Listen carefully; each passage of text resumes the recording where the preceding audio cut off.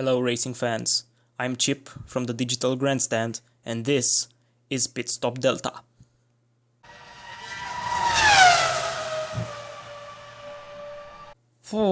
Finally a proper launch of an F1 car. It took them long enough.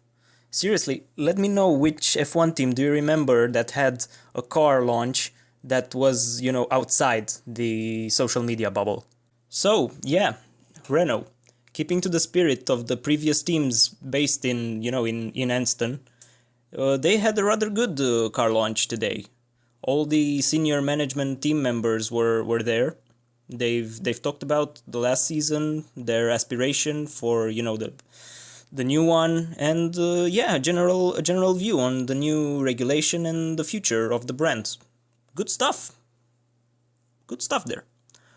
All three drivers were there as well. Nico Hulkenberg and Julian Palmer, the main drivers, and also Sergei Sirotkin, who is the third driver, test/reserve.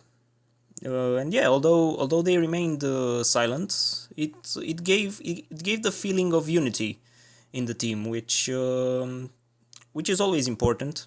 Especially since Renault are trying to rebuild on their foundation of Formula One, and it was a rather pleasant event overall.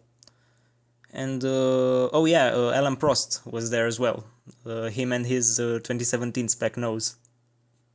Of the car itself, well, let's get the livery out of the way first. It's always good that they're bringing some color to the grid, which was really a place pretty much reserved for various shades of black and gray this past few years. So it's good that the black and yellow combo they've chosen again for this year. It looks okay, and who knows?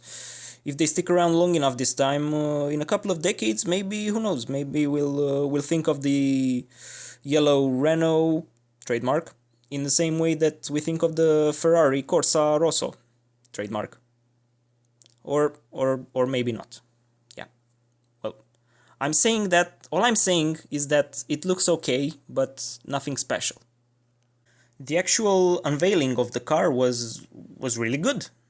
They had a bit of theatrics, an impressive lightning shenanigans, and the voiceover that was, part NASA, part Friday practice.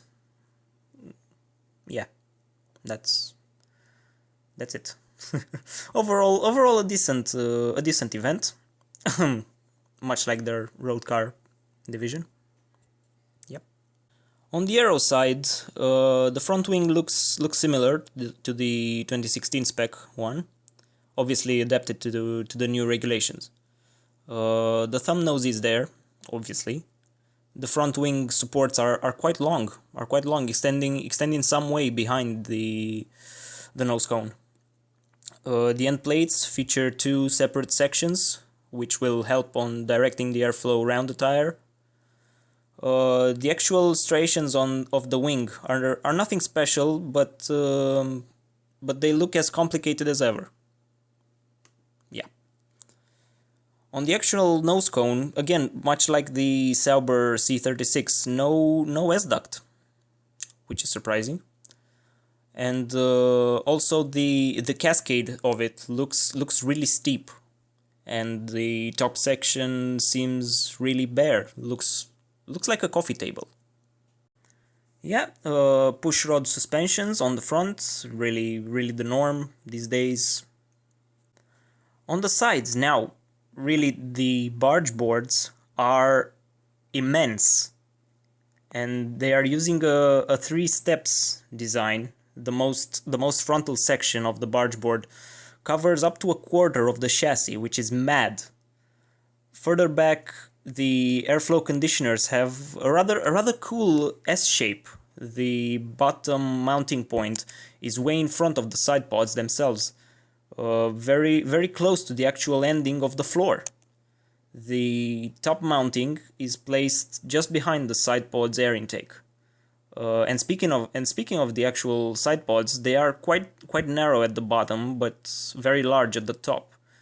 if I may say so, they don't look quite finished yet.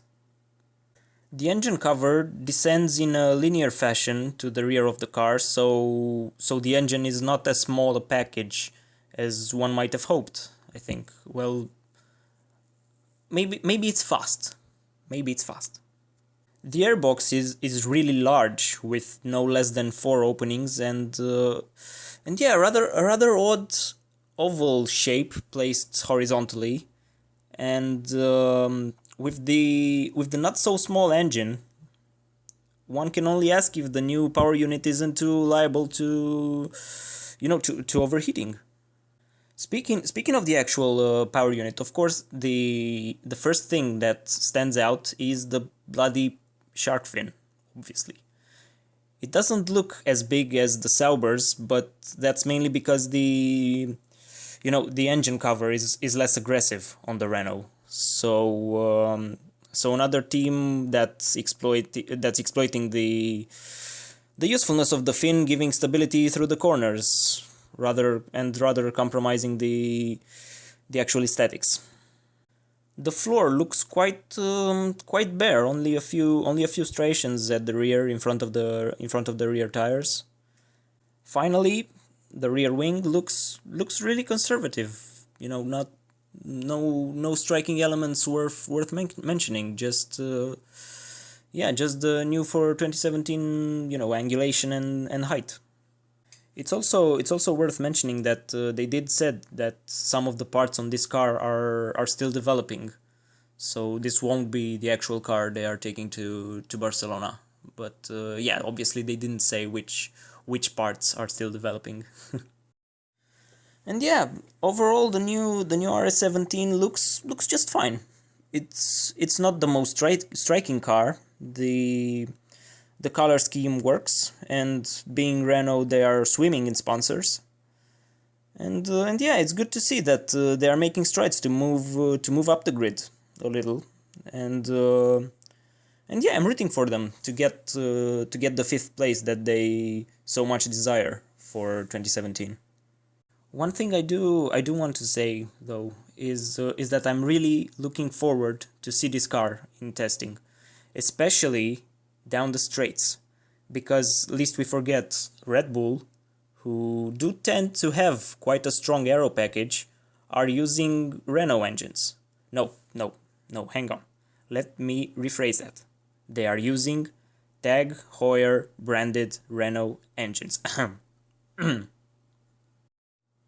But Red Bull might keep holding back in testing, not use full throttle down the straights, which makes the Renault tests that much more interesting. In my book, if Renault will look decent on the straights, then Red Bull are viable title contenders for 2017. Yeah, I've just said that. Watch that claim bite me when the season gets underway.